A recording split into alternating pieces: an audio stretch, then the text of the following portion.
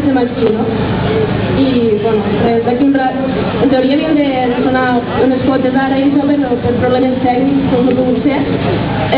Una volta llegit el manifest, després suposo que sonaran les quotes i podrem fer una mica de greus tots per aquí. Us poso l'Oriol, que serà el que llegirà el manifest, d'acord?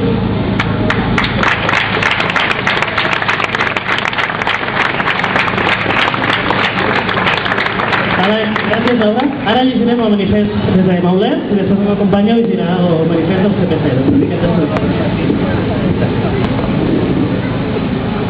Una vegada més, com portem fent quasi diàriament des dels fets de fa 3 setmanes a Girona, la societat civil dels països catalans han sortit al carrer per mostrar clarament el nostre rebuig i la nostra solidaritat. El nostre rebuig a la figura del rei Joan Carles I, màxim representant d'un dels estats ocupats dels països catalans, l'espanyol. Un personatge col·locat al poder pel règim franquista, perpetuat per simulacres de cop d'estat i símbol orgullós de la unitat de l'artificial nació espanyola i de la Constitució, amb aquell text diví immaculat. Símbol també d'un estat que jutja i condemna joves per actes de resistència simbòlica, com són les cremes de fotos, primer a Girona i després arreu dels països catalans. Un estat que obliga periodistes a violar el secret professional i a lliurar fotografies fetes com a part del seu treball.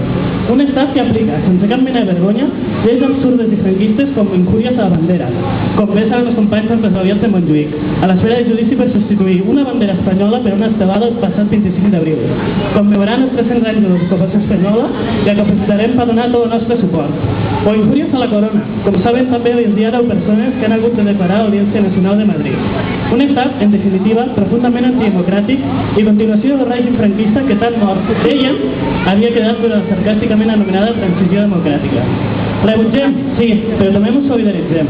Ens solidaritzem amb els represaliats com a persones individuals i des de les diferents organitzacions que han organitzat i participat d'actes de suport. Ens solidaritzem des d'aquí, des de casa nostra, des de les Terres de l'Ebre. Portarem música i dansa tradicional, símbol de resistència, tot i els 300 anys que porta l'estat espanyol i els 248 del francès intentant folcloritzar-nos, amagar-nos i destruir-nos. Símbol de la cultura popular que, malgrat tot, ha resistit durant uns segles. Solidaritat en forma de joves i adults, de dones i homes, de sindicats estudiantils i organitzacions juvenils, de persones, en definitiva, compromeses en el seu entorn i que apostem per avançar junts cap a uns països catalans units, reunificats, independents, sense classes socials, ecologistes i no patriarcals. No ens enganyem, la repressió de totes les accions de rebuig que s'ha fet no és gratuïta.